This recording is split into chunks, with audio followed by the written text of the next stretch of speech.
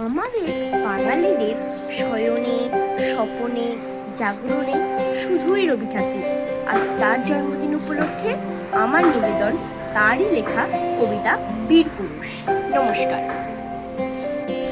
মনে করো যেন বিদেশ ঘুরে মাকে নিয়ে যাচ্ছি অনেক দূরে।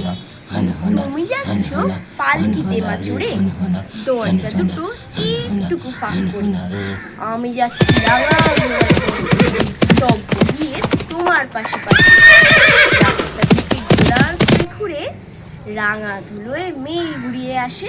সন্ধে হলো, সূর্যি নামে পাটে এলেন যেন জোড়া দুঃখীর মাঠে। ধুধু করে যেদিক পানে চাই, কোনোখানে জনমানব নাই। তুমি যেন আপন মনে তাই ভয় পেয়েছো, ভাবছো এলেম কোথা। আমি বলি ভয় করো না মাগো, ওই দেখা যায় মরা নদীর সোতা। চোর কাটাতে মাঠ গিয়েছে ঢেকে, মাঝখানেতে পথ গিয়েছে বেঁকে। গরু বাছুর নেই গো কোনোখানে, সন্ধে হতেই গেছে গায়ের পানে। আমরা কোথায় যাচ্ছি কে তা জানে, অন্ধকারে দেখা যায় না ভালো।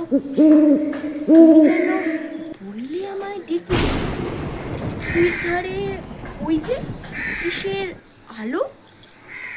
এমন সময় হারে রে রে রে, ওই যে কারা আসতেছে ডাকছে রে।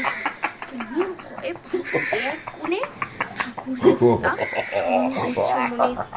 বিড়ালগুলো ঘাসের কাটা বনে পালকি ছেড়ে খাচ্ছে থর থর।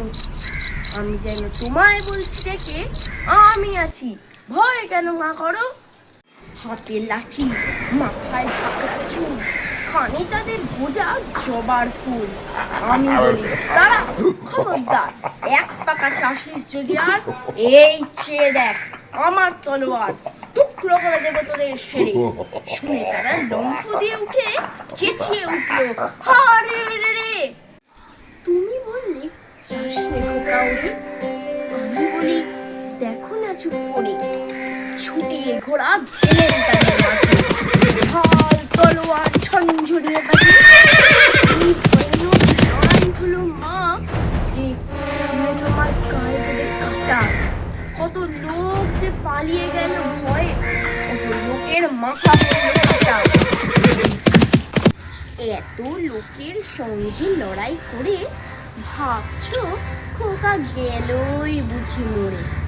আমি তখন রক্ত মেখে ঘেমে বলছি এসে লড়াই গেছে থেমে।